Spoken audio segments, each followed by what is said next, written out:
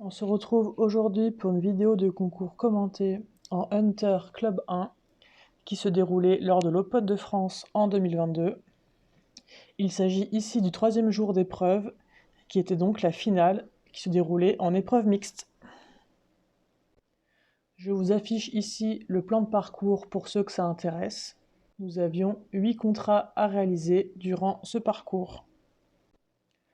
Je m'élance au galop à droite pour faire mon cercle de départ avant mon numéro 1.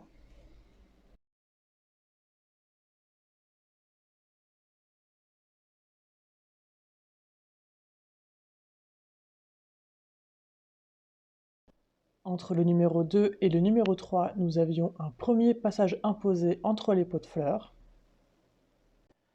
Après le numéro 3, nous avions une première zone de transition où il fallait rentrer au trot avant les pots de fleurs et conserver le trot pour sauter l'obstacle numéro 4.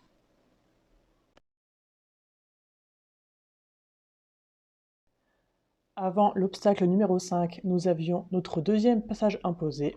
Puis la ligne 5-6 qu'il fallait prendre de biais, nous avions un contrat libre annoncé où j'avais demandé 4 foulées. Du 6 au 7, nous avions notre troisième passage imposé qui était matérialisé de la même façon que pour le premier. Après le numéro 7, nous avions un passage imposé qui nous faisait monter sur la butte.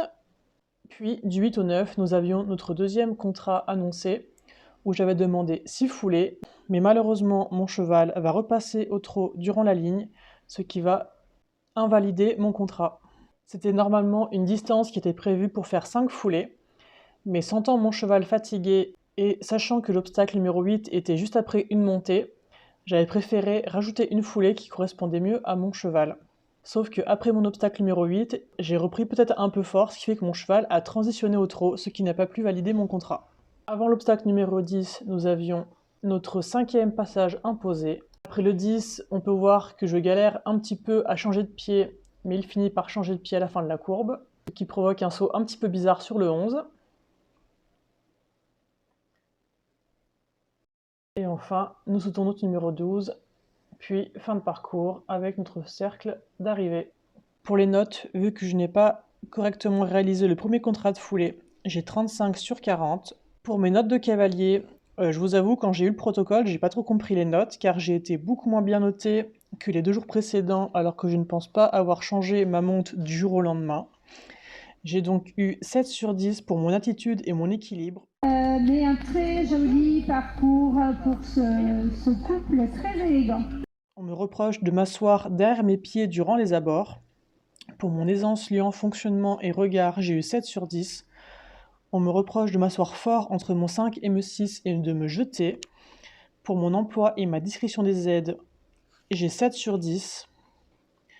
On me reproche un moque de neutralité dans le haut de mon corps. Pour mon tracé, j'ai 7 sur 10. On me reproche ma courbe du 3 au 4, que mon cheval est désuni du 3 au 4 et à faux du 10 au 11. Pour mes abords, j'ai 7 sur 10. On me reproche mon abord grand sur le 3 et le 11 et mon centrage du 8 et du 9. Pour ma cadence, j'ai 8 sur 10, ce qui fait une note totale de 78 sur 100. Ce qui me faisait reculer d'une place au classement final, mais je finissais quand même 6e, ce qui me permettait d'accéder à la remise des prix. Sachant que c'était notre premier championnat de France avec mon cheval, j'étais très contente.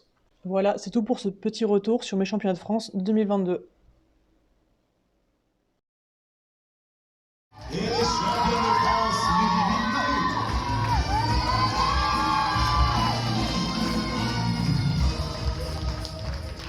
allez, bravo à tous.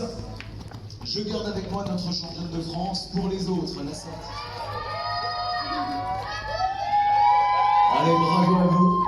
Ludivine, vous restez avec moi.